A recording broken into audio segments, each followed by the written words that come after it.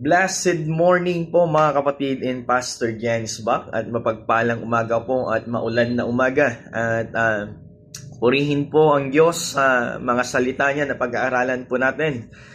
Matatagpuan po ito sa 2 Thessalonians chapter 3 verse 16. Ang sabi niya po dito, ngayon mismo ang Panginoon ng kapayapaan ang magbibigay sa inyo ng kapayapaan sa lahat ng panahon at sa lahat ng paraan. Ang Panginoon sumasa inyo nawa lahat. So kung titingnan po natin, napakagulo po. Lalo na po yung government po natin, napakagulo na. Ngunit kami po mga pastor ay hindi po nakikialam dahil naniniwala ko this is the plan of God. Dahil kung sa tao ka po magtitiwala, kung sa government ka magtitiwala, wala po dyan yung tinatawag na kapayapaan. Ano po yung sabi niya sa verse na to? In 2 Thessalonians chapter 3 verse 16, ang Diyos lang po ang magbibigay po sa atin ng tunay na kapayapaan. Na kahit sino man po ang umupo dito sa government natin, sino pa po ang sinasabi natin, magaling, matalino na leader dito po, kapatid, hindi sila ang magbibigay sa iyo ng kapayapaan.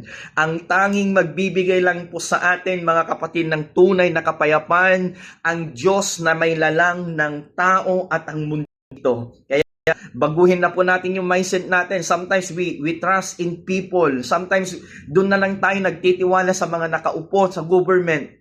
Nawawalan na tayo ng tiwala kung sino man ang naglikha sa atin. Kaya kapatid, ko sa umaga na to ay nakatuon ka, nakatingin ka sa mga tao, kapatid, hindi mga yan ang magbibigay sa iyo ng kapayapaan. Napakaliwanag yung sabi niya dito, sa lahat ng panahon, sa lahat ng oras, sa lahat ng mga sitwasyon, tanging ang Diyos lamang na buhay ang nagbibigay ng kapayapaan. Ang tanging gagawin po natin, if you truly believer of God, huwag tayo pumanig sa kabila, huwag tayo pumanig sa kabila. Wala dapat tayong papanigan. Ang panigan po natin, pumagit na tayo sa pananalangin. The Lord give us authority para sa ganun mga kapatid ay manalangin po. Wala tayong papanigan. Bagkus ang dapat nating gawin mga kapatid ay manalangin sa ating bansang minamahal. Kaya kapatid, sa hapon na to, don't trust people.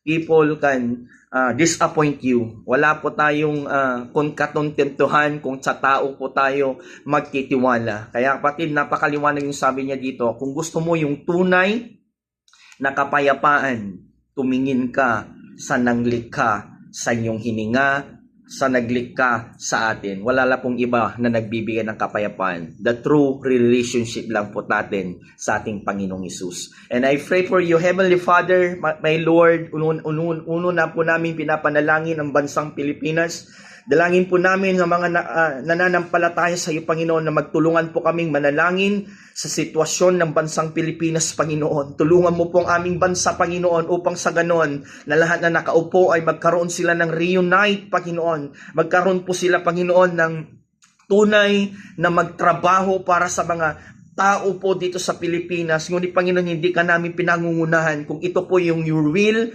upang maisuwalat mo yung tama, Panginoon, at makulong yung dapat makulong. Panginoon, have your way. Ngunit hindi po kami namamagitan po kami at pumapagitna po kami, Panginoon. Naniniwala kami itong mga to ay plano mo, Panginoon. Itong mga to, Panginoon, ay according to the Bible na tunay, napapalapit, Panginoon, ang iyong pagparating. Kaya dapat namin kilalanin na hindi dapat kami sa tao magtitiwala, ngunit nagtitiwala dapat kami, Panginoon, sa sino man nagbibigay ng tunay na kapayapaan, kundi ikaw lamang po, Panginoon. Kaya dalangin ko sa bawat nanonood dito, na bigyan mo sila, Panginoon, ng tunay na kapayapaan ay matatagpuan lang namin sa tunay na relasyon namin sa iyo. Dahil hindi po kami taga dito sa mundong ito. We are citizen in heaven. Turuan mo kami, Panginoon, magtiwala sa iyo. Turuan mo kami, Panginoon, na ibigay ang buhay namin sa iyo. Dahil ang tunay na nagbibigay ng kapayapaan sa amin, hindi po pera, hindi po tao, hindi po magandang buhay, hindi po, Panginoon,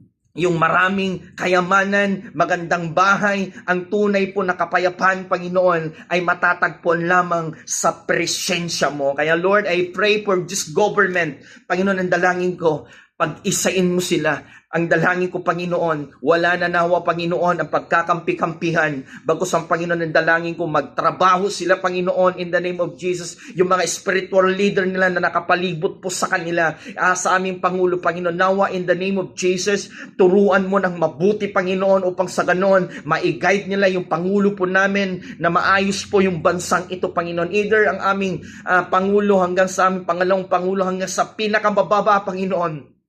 Lord, I declare na magpakilala ka sa kanila kung paano mo na naginip po si Cornelius, Panginoon, na hindi siya nakatulog, Panginoon, upang kilalanin ka. Panginoon, wag po sila nawa, dalawin mo sila nawa, Panginoon, sa kanilang mga panaginip upang sa ganon, kilalanin nila ang nagbibigay lang ng success at kapayapaan ay ikaw, Panginoon. Kilalanin nawa kanila, Panginoon, na ikaw ang may-ari nagtakda ng lahat, Panginoon. Salamat po at pagpalain mo lahat ng mga nanunood. Bigyan mo silang kapayapaan, Panginoon. Lord, I pray for you, salvation sa mga nanonood dito, sa may mga sakit na nanonood dito, I declare complete healing sa kanila, and I rebuke all the bind of sicknesses. Pinapalayas ko sa pangalan ni Jesus. Lord, ito ang aming samot dalangin sa pangalan ni Jesus. Amen. God bless you, kapatid, and we invite you for our crusade. Crusade po sa Sabado, 4:30 p.m. Kaya kung meron kang mga kapamilya, meron kang mga kaibigan na may sakit, na mapakagal nang iniinda yung sakit na to,